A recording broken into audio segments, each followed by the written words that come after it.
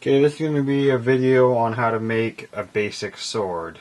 So first off, we look at our crafting spec sheets based off of the MC rulebook, and I want to make a sword. So its minimum length is 19, its maximum length is 32. So I got a piece of PVC here. It's not a full length, it's what I have left from making some other weapons. So 28 is where I'm going to put my mark. Now, one big important thing that you need to remember is if your max length is 32, that means your maximum length that you can make your core is 30, because you have a minimum of 1 inch capping on either side. So I'm just going to go cut this, and I'll be right back.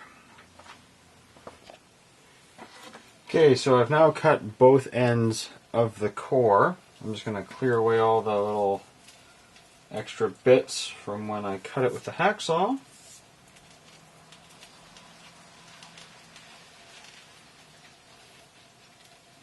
Good. Okay, so the first step for pretty much always crafting weapons is to cap the tip. So I go and grab my fiber tape, and I'm just going to put just 2 pieces. I have a little shelf up here. I like to keep my tape up just so I have extra whenever I need to grab some. So all I'm going to do is put 2 pieces crisscross, just so when I put my foam on there, it has a nice even surface, so it doesn't get cut into the foam. So I like to use anti-fatigue mat for the tip, and what I have is I have this little pipe fitting I have sharpened with a grinder to that cuts very nice circles for weapon tips. You can see it just goes on right there. But these are for a 3/4,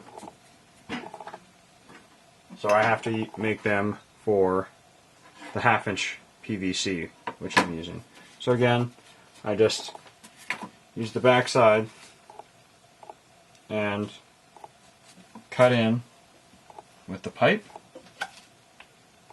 to get me my nice, perfect circles.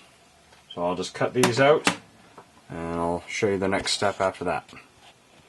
Okay, so I finished cutting out the anti-fatigue mat circles, and if you don't have the piece of pipe, you're pretty much making sure it's the exact same outer diameter of the core that you're capping. You can put the, see there, pretty much a perfect fit. So now how to attach these. So you're not going to attach them all at once, you're going to layer them. So again, just going to have some duct tape here at the ready. And all I'm going to do is place one layer down, put the duct tape on the edge, and roll all the way around, like so.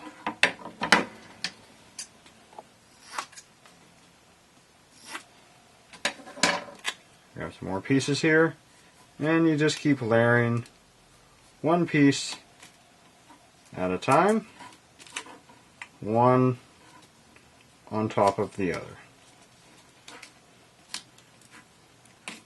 This way it's very difficult for the core, or the edge of the core, to separate and thus puncture through the next layer of foam that we're going to work with.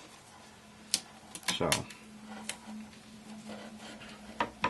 little bit short here. For 1-inch thrusting tip, you usually want at least 5 discs. I like 6, just because it's safer.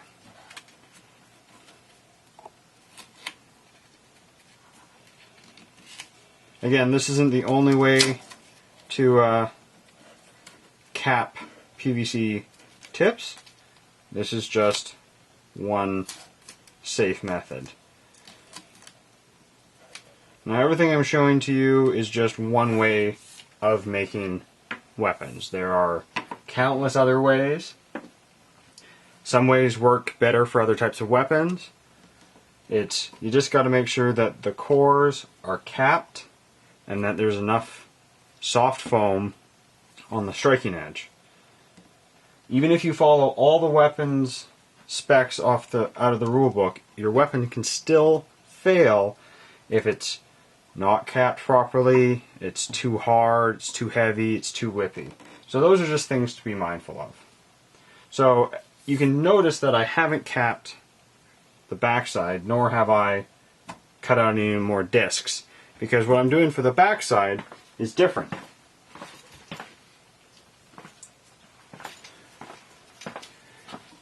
I like to have a nice oblong handle, that way when anyone grabs the sword, they know what way the blade is. So what you do is you grab another piece of PVC of the same size you're working with, so 1/2 inch, and you cut down the middle and split it into 2 pieces. You can do this with a skill saw, a bandsaw, scroll saw. I used a Dremel. It's probably the safest. Just make sure that you have eye protection, ear protection, and you're comfortable with doing it. You can also use it in a hacksaw. You cut the length that you're looking for, and then just put it in a vise, and then cut down. There's many ways to do it. So what I'm going to do here is I'm going to measure up my length of how big I want my handle.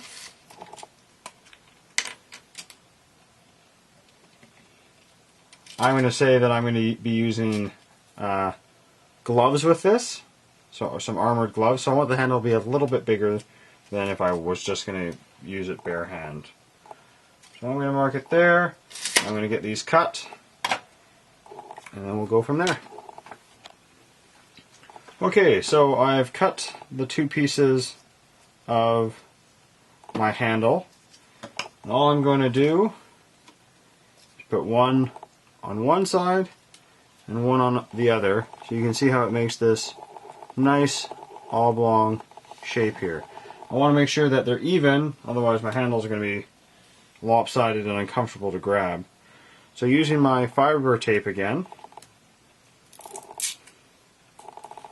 once I see it's in a nice even spot and the edges, the ends are nice and even, I'm just going to slowly just tape this up nice and tight. I want it to be really strong so it's not going to slip or shift.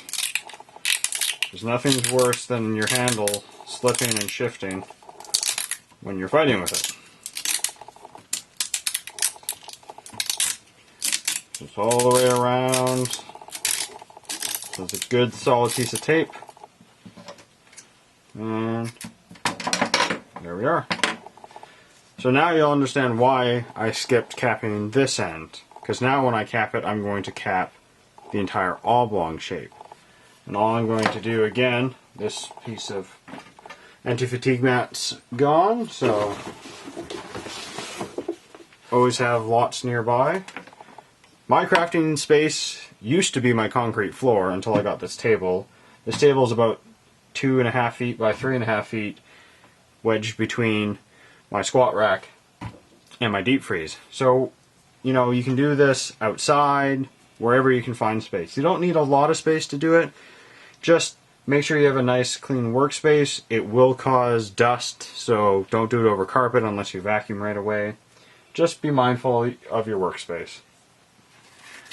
So all I'm going to do is mark out with a Sharpie, or you can even just press in a bit and it'll leave an outline. And again, I'm going to cut 6 of these for the back side of my handle. So I'll just get those cut up and then we'll continue on. Okay, so I just finished cutting out the oblong discs for the back end. So I don't need this anymore. And I won't need my scrap anymore. So again, anti-fatigue mat is really only good for capping of the cores and for courtesy foam if a weapon needs it. This sword obviously won't. Well, it won't need anti-fatigue mat anyways. So once I get both sides capped, that's pretty much the sole use I'm going to be using the anti-fatigue mat for. So I'm going to get my duct tape here. A nice strip of that going. This is a little bit longer, so I'm going to be using, oh, almost forgot. We want to do 2 strips of fiber tape, just to be sure that the anti-fatigue mat has a nice even surface to be rested on, so these edges don't slowly cut into the foam. It would be very unlikely that it would ever cut through, but again, one little extra piece of tape is not going to add that much weight to the weapon, and it's just going to add that much more safety. So once again, all it is one layer at a time.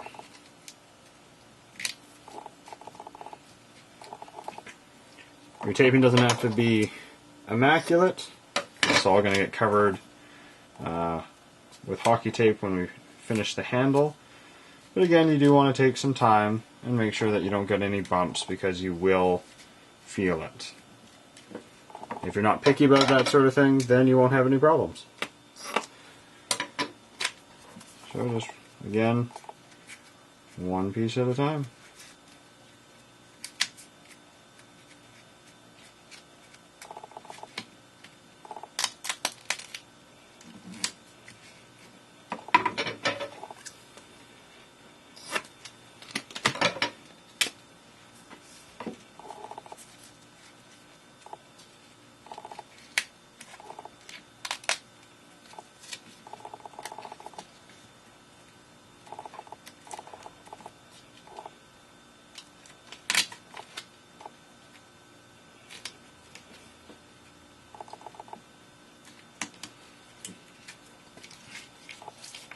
And there we go. So now this weapon is safely capped on both ends, and you can see the compression that it bounces back pretty much instantaneously, and it doesn't get cut. I mean, this will be supported by more foam later on, and then the back is the same thing. Good compression, resets, and it'll be reinforced with other foam in later steps. So the next step for this is going to be cutting the puzzle mat that is going to be the building foam to build the weapon out and give us a nice flat surface for our strike foam, which is it's going to be Evas Oak, to sit on top. So what I'm going to do here is I'm going to grab my measuring tape. 1/2-inch pipe is usually about an inch. It's about 7/8, so I usually round it up to an inch thickness. So I'm going to need 2 pieces that are 1 inch in diameter by 23.5 inches if I want to go all the way to the end. But we are going to put a cross guard onto this, so we're going to shorten that to about 22. Unfortunately, this is just a section of puzzle mat that I have. From edge to edge is 22.5. So we'll just make it 22.5. I'll put this over here. You can, when you're cutting, you can use a cutting board. I got a steel plate here. I've used my concrete floor for years. It's not the best. It does dull your blades pretty much immediately, but you can use whatever. Just don't use your wood floor or anything like that. So I'm just going to take off the end bits of the puzzle mat. And don't need these. You can toss them in the garbage. So I need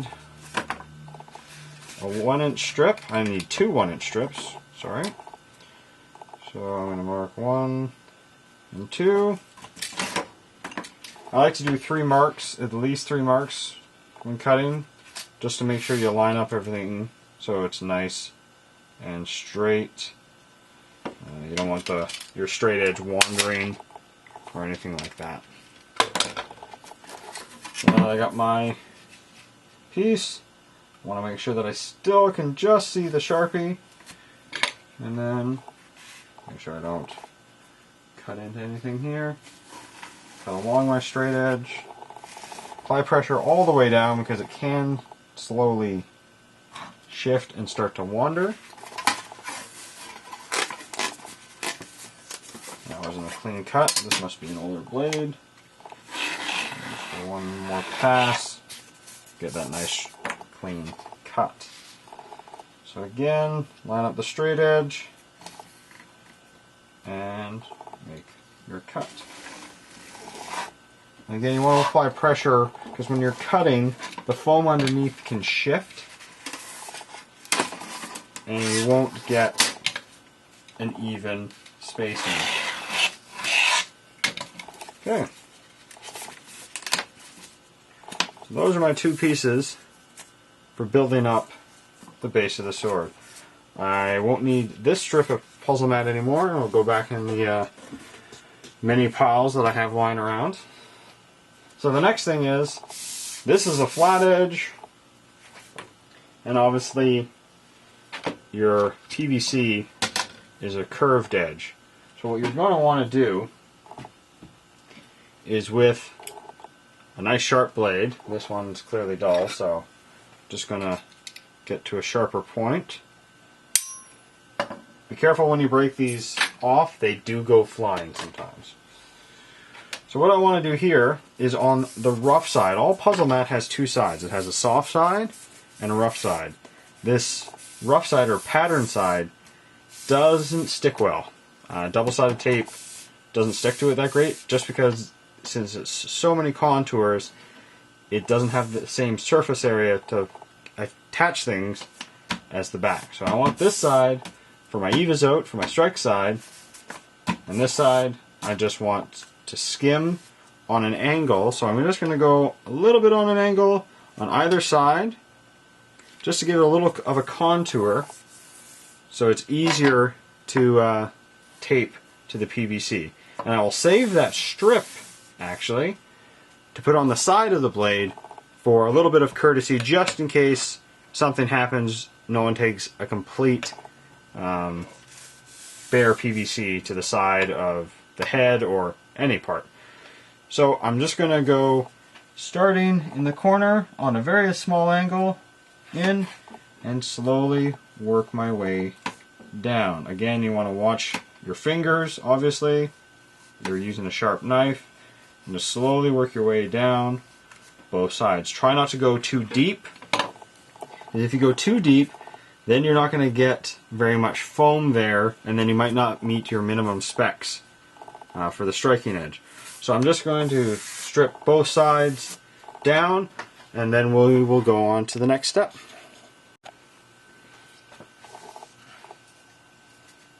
So I'm just finishing up here. Last little bit there. Should just peel off just like that. So you can see there's a very little contour right here. And when you put that onto a piece of pipe, you get a lot more of a contour, a lot more surface area, allowing the tape a lot more to grab onto. So I got my my pieces here. There and there. That's my extra piece of PVC. So, not going to need my knife for a bit. Not going to need my straight edge. It's always good to have a good, clean work area. It's very easy to let things get away and gets really messy really quick. Okay, so now we're grabbing our double-sided carpet tape.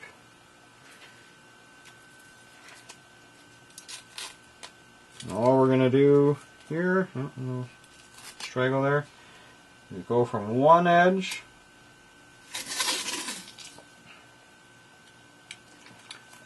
all the way up and back down the other side. You want to stay in the middle the whole time. You can use the wider tape. That will just make it a lot more, you'll have to do some overlap on the ends. So you just want to bring this over to the side and down on the other side. You pretty much, with on at least ½ inch, get pretty much the entire weapon gets covered with just the narrow tape. And then you want to peel off the one side.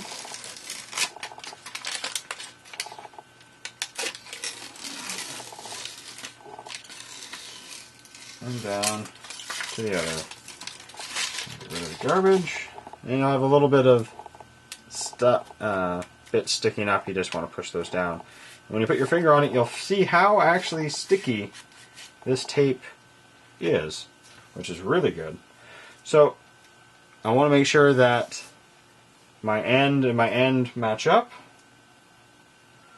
in the middle. Make sure that's attached here. Rub it up and down, just making sure that there's good contact on both sides. And then apply the other end to the other side. Again, you want to try and keep them in the middle the whole time, so you don't get a lopsided blade. And then give it a squeeze, make sure all sides are touching. Now with these extra strips, you can push them into the middle here, and that gives you your make sure you keep one side off, otherwise it'll stick to your table. And then you go down the other side, and there you go. It's not much extra foam added, it's not much extra weight, but it is better than nothing if you're ever getting hit with bare PVC, which is not fun. So the next thing to do from here is, as you can see, the PVC is completely surrounded with the puzzle mat. The next thing to do is cut the Evas Oak Foam. And I do have a piece here already cut. I'm not sure if it's going to be long enough. I don't think it's going to be. So one thing I do with my sheets of Evas Oak is I go down one side and make this cutting on an angle. So this side of the Evas Oak is up off the ground, and then I cut on an angle one side all the way down, trying not to waste as much as possible. And then what I do, so if this is the sheet on the ground, and say what's left is on this side and this is my cut end, if I need an inch, which I will because that's how much I measured the puzzle mat, from the top I measure my 1 inch, and then I'll make a mark. Again, mark, mark, mark, mark, mark, all the way down. And then what I do is I take my straight edge on the opposite side. So again, if this is where my foam is, and this is my angled cut side, I'm going to put the straight edge just over the lines, and then I cut on an angle on the other side, and all the way down. What that gives me is this shape here that kind of represents the edge of, if I can focus it in here.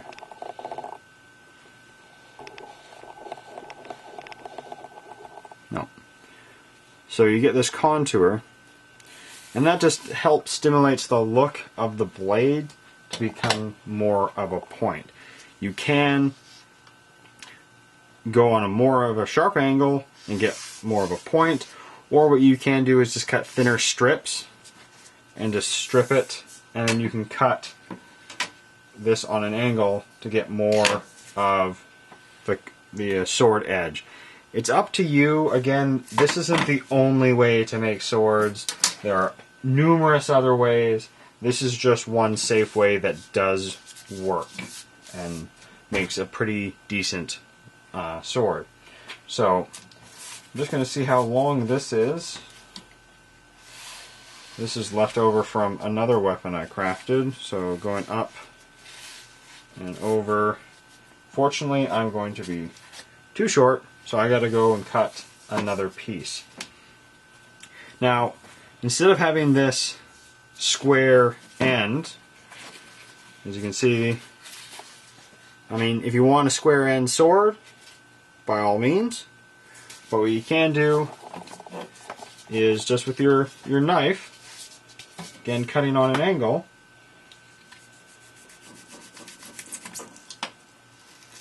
again there is double-sided tape on that, so it will stick to things. Just cut that. I'm trying to keep the same angle. If you cut into the anti-fatigue mat, it's not the end of the world. Again, 5 is usually the minimum. I do 6, so if I cut the top layer, it's not the end of the world. You don't want to cut in it too much because, again, it is the protection of the thrusting tip, which is usually the most dangerous part of the sword. So now I got this more of a cone shape, so when I put around my foam, you get that much more realistic look of the sword tip. But again, I gotta go cut another strip of Evas Oak, so I will go do that and we will continue on.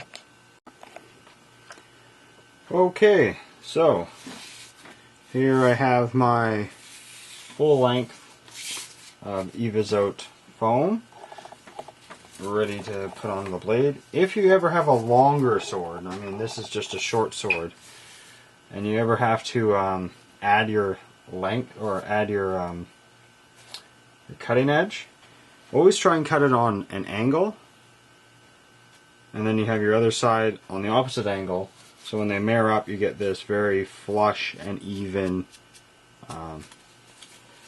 join versus just going like this and end to end. When you tape it, you will see this crease, and this crease will degrade faster, especially if it's a strike edge. So just be mindful of that when you're crafting. Okay, so now I need to add that angle. It's not even on both, so let me just grab my knife.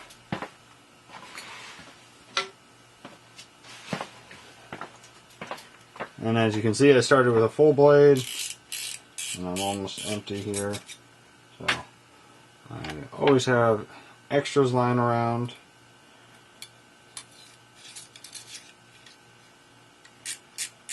I could probably be a little bit more saving the edge of the blade, but I've been crafting for long enough now that I like having a nice sharp blade. I'm not going to mess around with, a dull one. It's just a preference that I've built up over time, and the more you craft, the more you'll get set in a certain way or a certain pattern, and you just keep going on that way. So that looks a little bit better now. So again, double-sided carpet tape.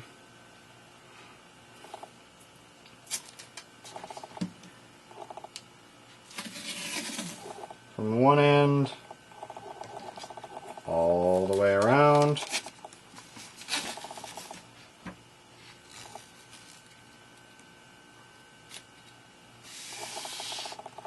You can wait until this step too to put the siding on, just because it's that little extra bit of tape that would be there, possibly to grab onto it, possibly not, depending on, you know, how even everything got laid out. So once this is all down, I'm going to grab this side, the protective layer, the double-sided, and you want to take it all the way off both sides. Now, without putting the sword down on the sticky end, which you will make that mistake once or twice, that's not the funnest thing. So, placing the foam on the edge, make sure it's nice and even. Since I measured 1 inch of the back side, it should be the exact same width as my puzzle mat. So it should be a nice, even, there should be no edge, so it's just a continuous thing, just like the edge of a sword would be, except for you wouldn't have this 3/4 inch blunt blade there. So I've put that on there relatively good. If you do make a mistake, you can pull it up. As soon as you press it down, it's pretty much, that's where it's going to go. So a little misalignment here, I can pull it back. Last place I squeezed it down. But once it's squeezed, that carpet tape has it, and that's pretty much it. So you can see I have some extra on this end. So I'll just cut that off. And what I use this for is, you know, just a nice little, short little dagger. So I save all these pieces, and if I have enough of these too, I can build a regular sword. I just have to do that crisscross join as I go all the way around. So I'll put that in another box that I have over here. So as you can see, we got our nice tip now, and our core is back here. Our thrusting tip is good. We got that 1 inch. We got this nice thick, 1 centimeter thick Evas Oak, which gives a very soft striking surface. So, and then we got our siding here, this nice courtesy foam. Then we have this gap here, which we're going to do a guard. And then we got our handle, a nice oblong handle. So no matter how I grab it, if I grab it like this, I know naturally that which way my blade is. So I'm not going to be paddling someone with the unfoamed side. So pretty much at this stage, we just have to put the guard on. And depending if I want a wider pommel on the back, which I'll probably do a little bit of anti-fatigue mat just to get a look to it. So I will be doing the guard out of puzzle mat. I'm just going to do a Gladius style round. It's the simplest one to do. You can do a standard cross guard, and how you would do that is you get the shape of what you want, and then you do 3 pieces. One piece you're going to cut out where the core is, and it's just going to be the middle. If you're making a sandwich, it's the middle. And then the top one goes on the top, obviously, and then one goes on the bottom. So you get 3 pieces. And for strength, you can either put in cutting board, or you can put in Templast.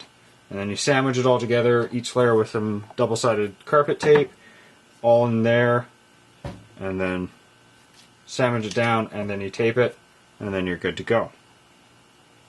So for this one, since we're just doing the round, I'm going to measure the distance here, which probably looks like about 1 inch. Yeah, it's just a little bit more than 1 inch. So it's about 1.25 inches. So what I'm going to do now is go back to some scrap foam I have lying around everywhere. Oh, well, actually, let's bring back that piece that we had before. Yeah, we'll just use this. So it's 1.25 inches. Do I have enough? What's this? It's 1 inch. See if this is wide enough. We'll have a bit of a gap there, so just go a little bit bigger.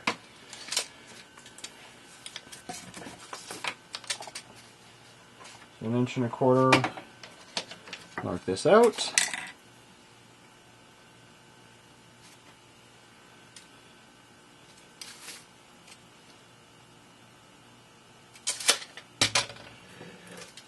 And again, with the exposed double-sided carpet tape, this sword will stick to anything it touches, so don't drop it on the ground because it might pick up filings or dirt or rocks or something like that. And you definitely don't want to tape rocks into your blade for obvious reasons. So just look at your straight edge. Nice new blade. This should go through like butter. Oh yeah.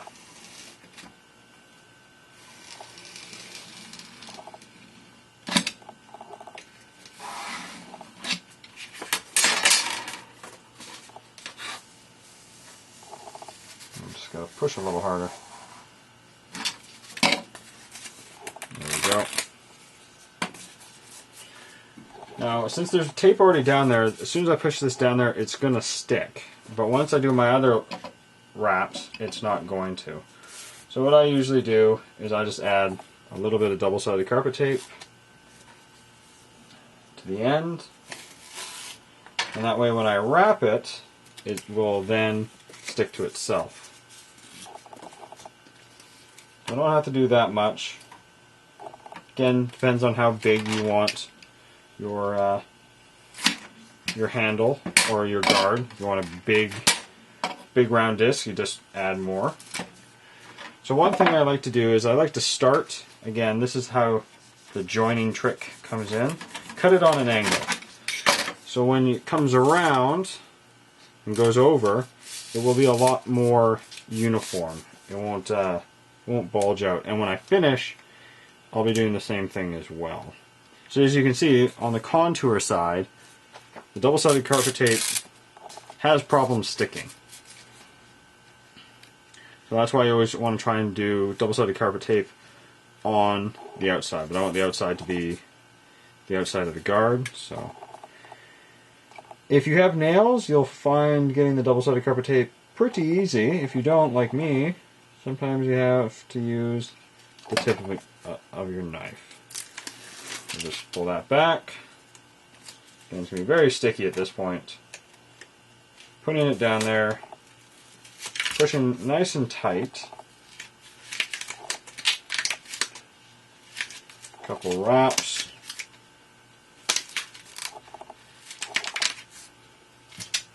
So a couple wraps, only 2 wraps, and I've gotten about just a tiny little guard, you know, not going to catch much. Then I can come a bit more, and again I'm going to finish with my edge. So that way when the tape wraps down, it finishes on this nice smooth edge, and when I pull it down with the tape, you won't even notice where the guard ends. So at this step, this is where we switch to hockey tape.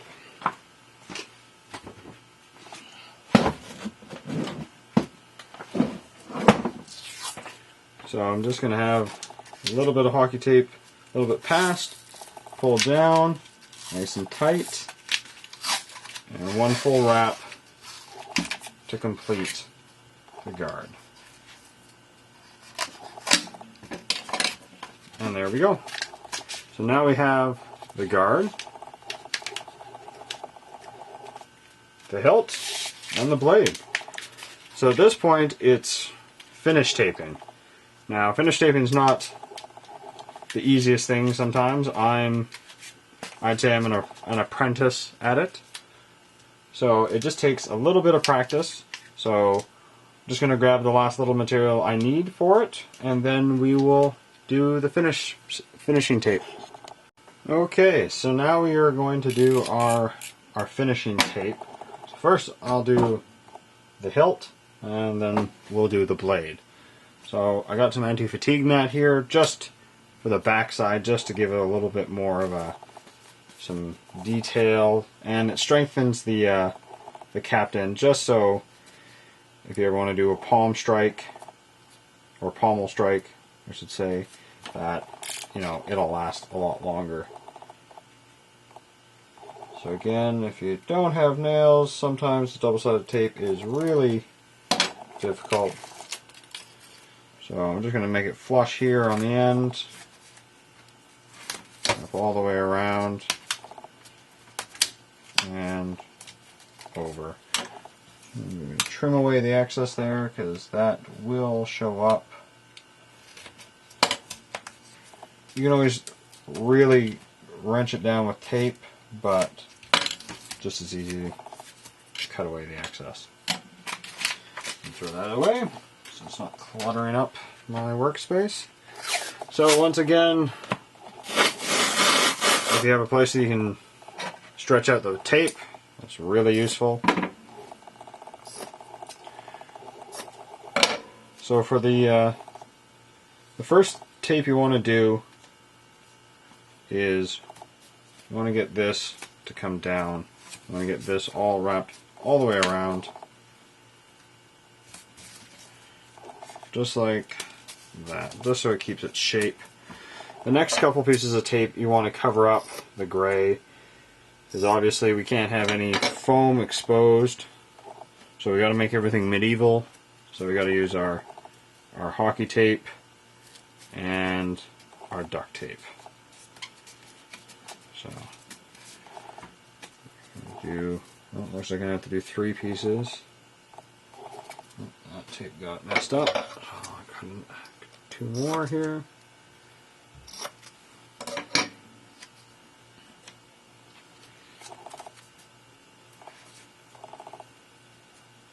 Again, you can do the blade with regular. Oh, should be good there.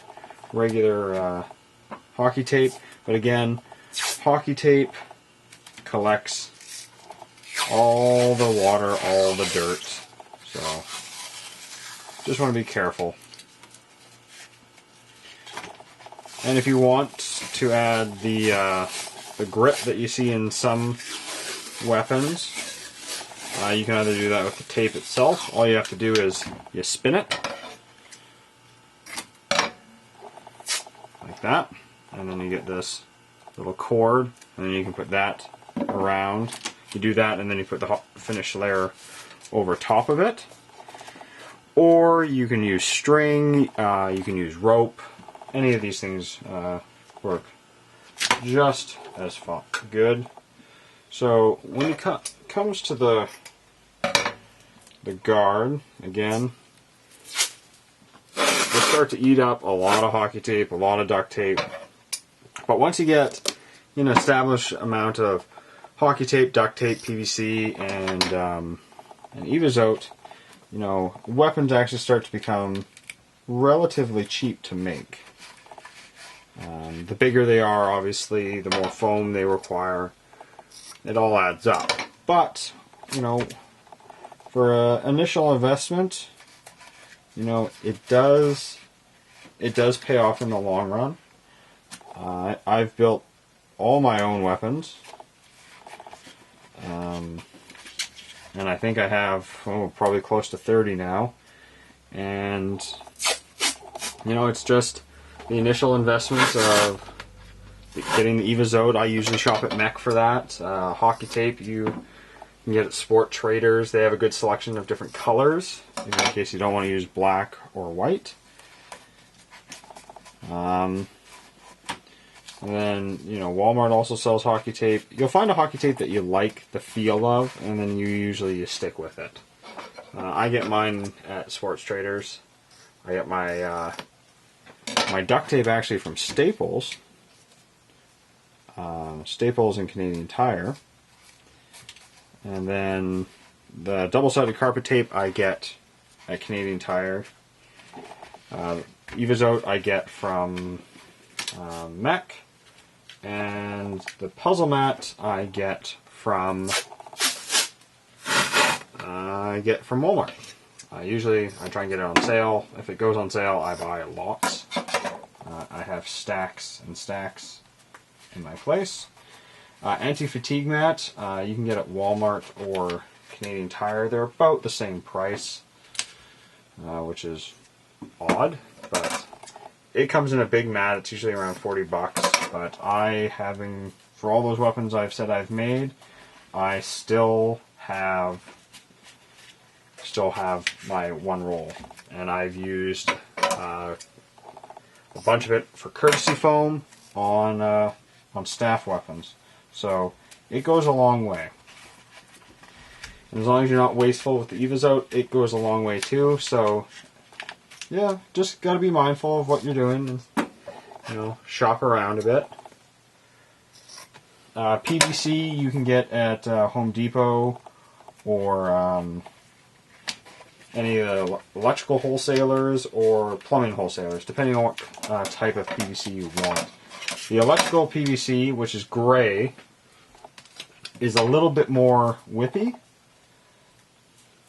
or flexible I should say, than the plumbing. The plumbing stuff is white or black, depending on what type it is. So pretty much for the hilt I was taping into the middle, so I have a lot of rough edges around here, so all I'm going to do to clean that up. If you have any ends sticking up, because you're going around a corner or something, just nick it with a knife and it flattens out pretty good. So one wrap around the outside to finish it, and then you're done.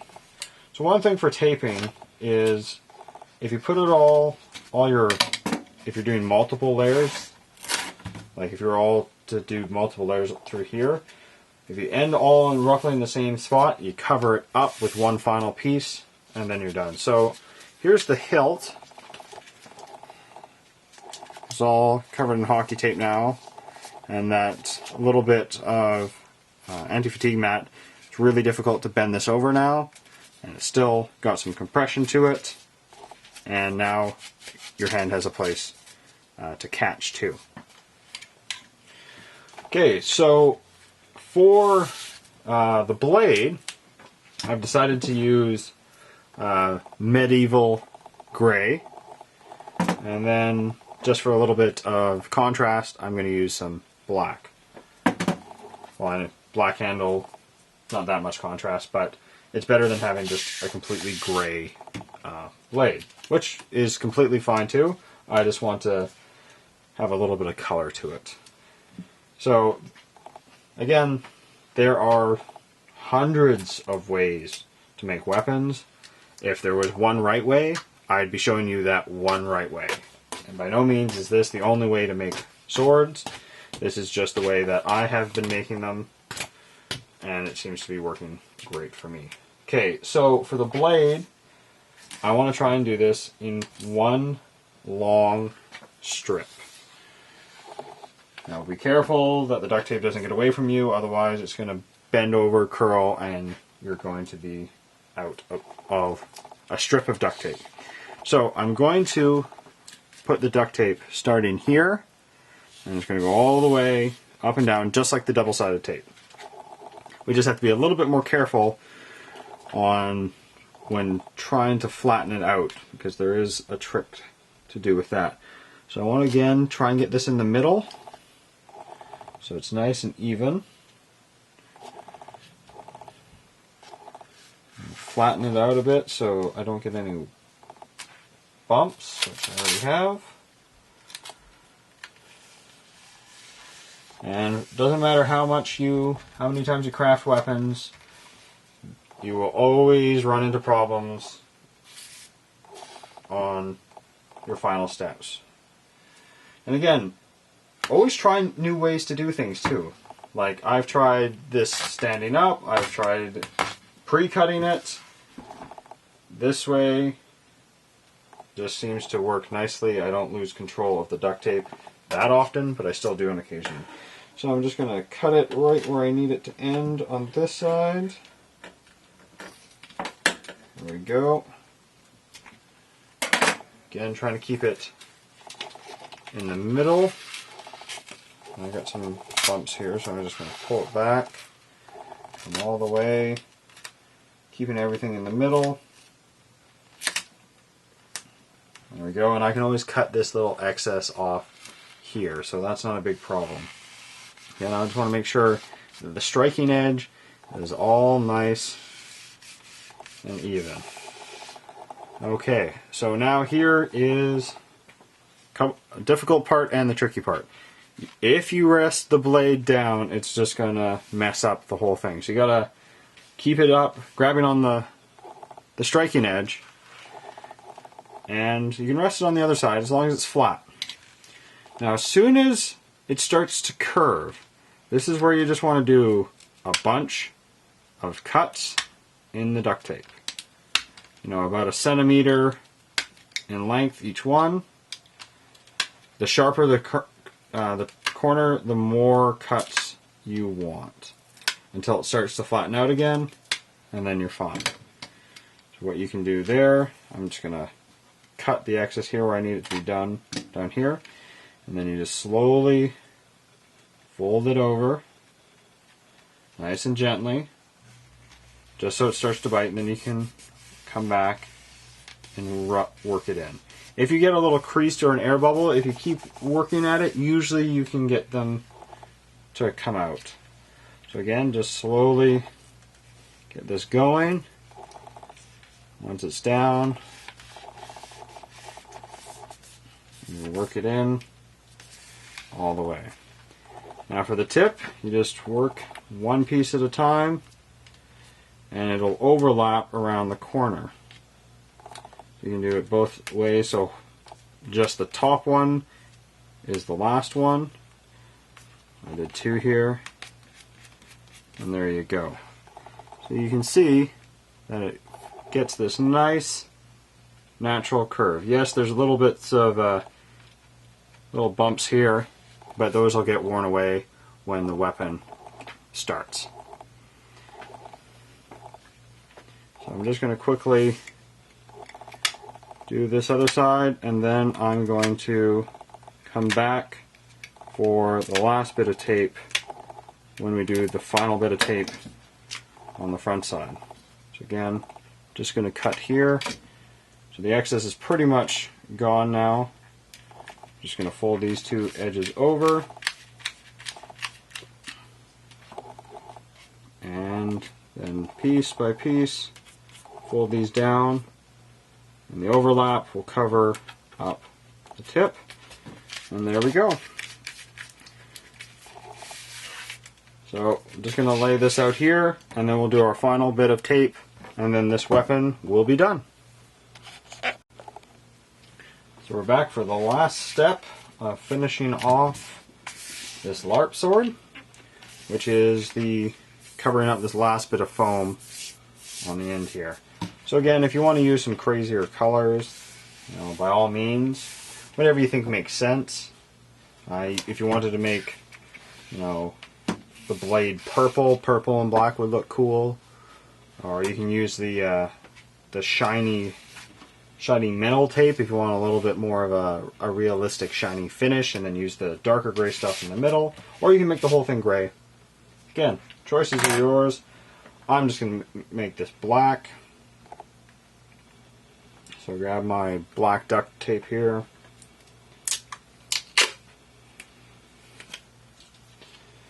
I'm starting at the hilt.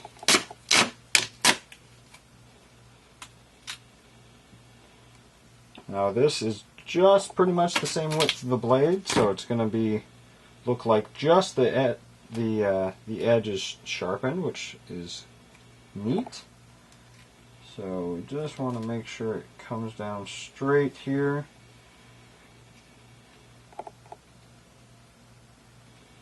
And cut it near the end. There we go. Now just push this down, work the tape in. A couple wrinkles there, not a big problem. And then for the end here, there's a couple tricks you can do. You can, if you're very good with a razor and it's sharp, you can just slightly score it and then rip it off. It won't cut into the other layer. You can too, just with your scissors, just cut it. Again, I suggest practicing with a razor, because eventually there'll be times when you can't use scissors. But in this instance, it works fine.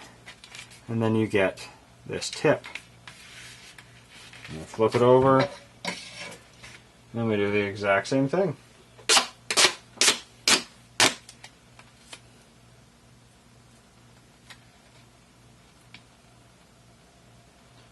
So this sword looks roughly like it took just under an hour to make. And the thing is, if you're wanting to make more than one, I usually suggest making at least a pair or a set at the same time. That way when you wield them, they are made pretty much with the same amount of tape, the same process, so they weigh the exact same. And the more you make it once, the faster it actually is, because you're doing all the same steps. So if this sword took us 40 minutes to make, 2 swords would only take an hour to make. And it just goes up from there. I'm just going to trim this a bit more round at the end. And there we are. Now, this is now a complete MC LARP legal sword. So just to make sure that we'll do our checks. So pull the tip over, at least 45 degrees. Feel for the core. Core is somewhere around here. It's pipe there, and I can't feel pipe there. So core somewhere over there, because we had that nice layering and all that tape. The sharp edge of the core is hard to track. So we got excellent compression on that tip. Great compression all the way down here. Comfortable grip, enough for any size hand, even if you're wearing, say, lacrosse gloves or any armored gloves. Backside, same thing. Good compression, good flex to it, nice and soft. So there you are. That is a very safe, very sturdy, very durable LARP sword.